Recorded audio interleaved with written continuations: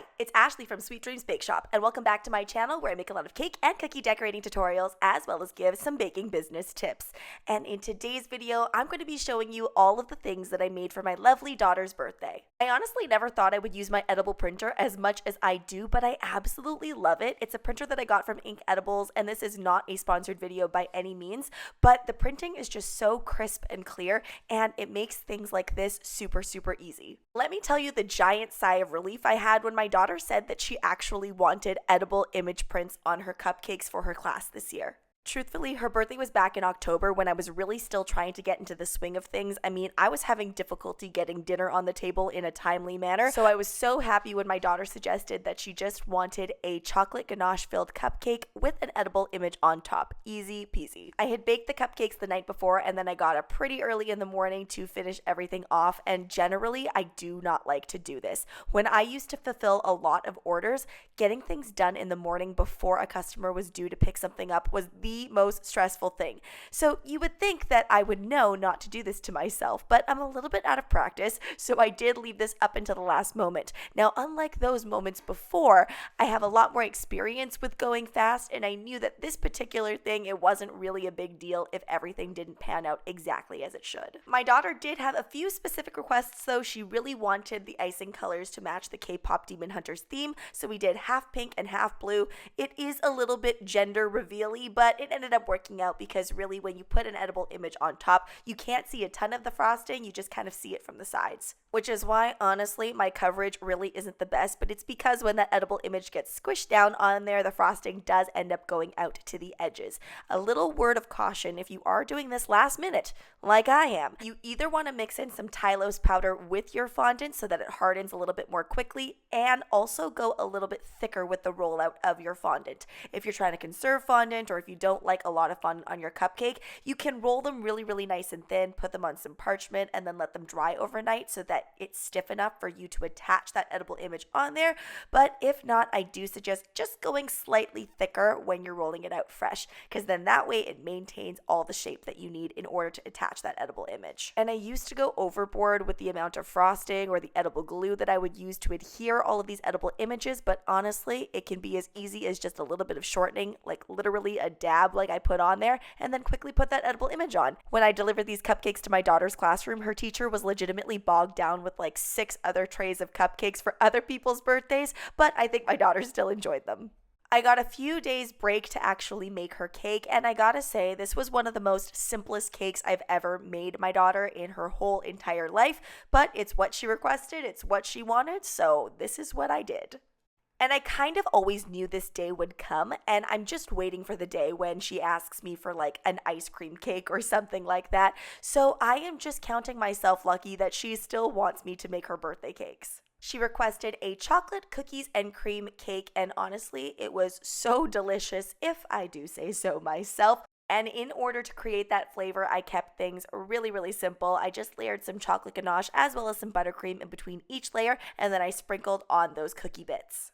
And I learned my lesson when I did that huge baking fundraiser for my musical last year. You can use crushed up Oreos directly into your buttercream, but it is going to clog up everything. So it's much better to just get the cookie baking crumbs right off the bat because they're fine enough and you don't have to bother crushing anything. What my daughter had originally asked for was just a buttercream covered cake. She really does not like her cakes covered in fondant. Can't say I blame her, even though I do like the look of crisp fondant, or I do love a character cake, but she really didn't give me too much direction other than that, and then she also wanted me to make sure that I made all of the K-pop Demon Hunters characters.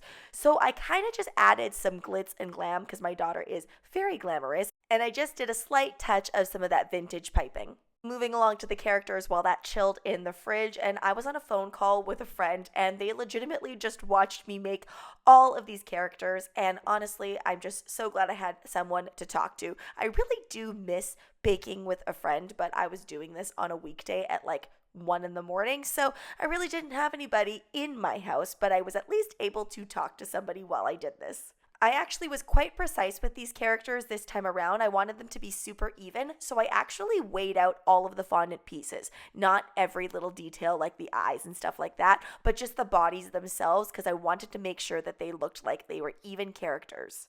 I was pretty tired when I was making these characters, but I did want to give it my best effort. That being said, I did stray from the way that their outfits actually are in the movie. I kind of wanted to go with their golden moment with the white and a little bit of gold. I looked at a ton of fondant figures online, and man, us bakers are quick, hey? Like, as soon as something comes out, suddenly there's like a million inspirations on Instagram. People are so fast. I love that. That's one of the things I love about the internet. But that being said, I saw some really nice K-pop Demon Hunter figures that weren't so cutesy. It was more realistic to the cartoon, but I decided to go the cutesy route. I haven't made figures in a really long time, and I remember that I used to have a lot of difficulty with things not drying properly or not coming together properly or falling within themselves. I don't know if it's the type of fondant that I'm using or now I'm just used to things drying in a particular manner, but I'm using some virgin ice fondant, and honestly, I didn't even really need Tylose powder or anything with it. I just let them lay nice and flat overnight, and that was enough. That being said, I knew I was going to place these particular characters against the cake as opposed to on top of the cake. If I was doing it on top of the cake and I really wanted it to have that beautiful look all the way around, then I would ensure that things were nice and puffy and 3D. This way, I can just have a nice flat back and not have to worry about structure so much. So just to clarify, to make the characters, all I did was use a little bit of water. I didn't even use edible glue. If you don't know what edible glue is, it's basically water mixed with Tylose powder. Sometimes I use that, especially if I'm making something like a flower, but in this instance, I really just needed water and fondant, and that was it. I personally don't like to complete my characters all the way until they are on the cake. I don't know why. I know a lot of people fully make their characters and then place them on. I just do this for two really important reasons that are just important to me. And one of them is it makes me feel like the cake is more done when I have most of it on the actual cake. And then two, I just find that when I'm adding those details and I can see everything all together, it gives me a better picture and idea of how much detail I should be adding and where I need to add things so it's all cohesive. So I had stayed up fairly late making all of those characters, but in the morning is when I actually finished off all of these details. And adding the hair seemed to take forever. I don't know why. I thought it would take me like 30 minutes. It ended up taking me a whole hour, and I think it's because I was rolling all the pieces individually and then having to really fit things on properly. I'm sure there is a much easier way to do that, but I decided to do it the more difficult route. Plus, I was dyeing different colors as well.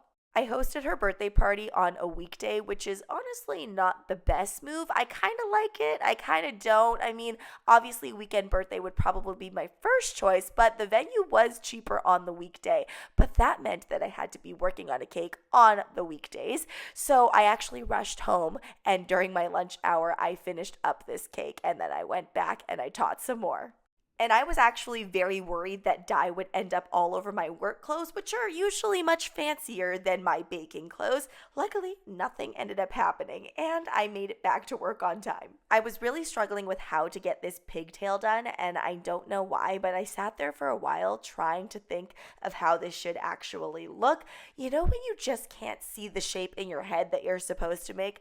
I was definitely having those moments. Moving along to one of the most fun but also stressful parts of making the cake. It's fun because when you add on the eyes, it stops looking scary, but it's stressful because you really only have one go at it. Otherwise, if you mess it up, you do have to take off that eye and then re-put that fondant back on, and it's really hard, I find, to draw with an edible pen on fluffy, fresh fondant. And truthfully, I was struggling a little bit with these edible pens. It's not the edible pen's fault necessarily. If you use a lot of cornstarch, then obviously that's going to get picked up by the ink. These tend to work better on things like royal icing, but if you need to, what I like to do is I like to just use it to kind of outline because I have more control with it, and then I fill it in with just a little bit of that edible paint with a paintbrush instead. After I was done that stressful part, I finally got to add on my favorite part, the edible gold. Just a little bit of edible luster dust mixed with some vodka. You can also use some lemon extract if you do not want to use any liquor. After adding all of that on, I felt like the cake looked a little bit empty, so I decided to add on some of these stars. Again, going in with a little bit of a thicker fondant, did not have time for the thinner one to dry, so I just decided to place those on. And I did also place my daughter's topper on as well, and I used the same topper on her cake last year. I actually got it custom made off of Shein, of all places, and it was really, really cheap and much cheaper than other places. So, I mean, I know some people have some feelings about Shein, but it was a really good deal. I always find when I have leftover buttercream, I always want to add more because I know that the buttercream will go to waste if I don't use it on the cake. Sometimes this can lead to making the cake look like too much, but there were definitely spots that I missed when I swiped that buttercream, so it was a good thing that I had a little bit extra. I was coming down to the wire because I did have to teach a piano lesson in about 30 minutes after this point, so I added on that edible glitter, and the sense of relief and accomplishment hit me. Don't you just love that part of cake decorating and dessert making?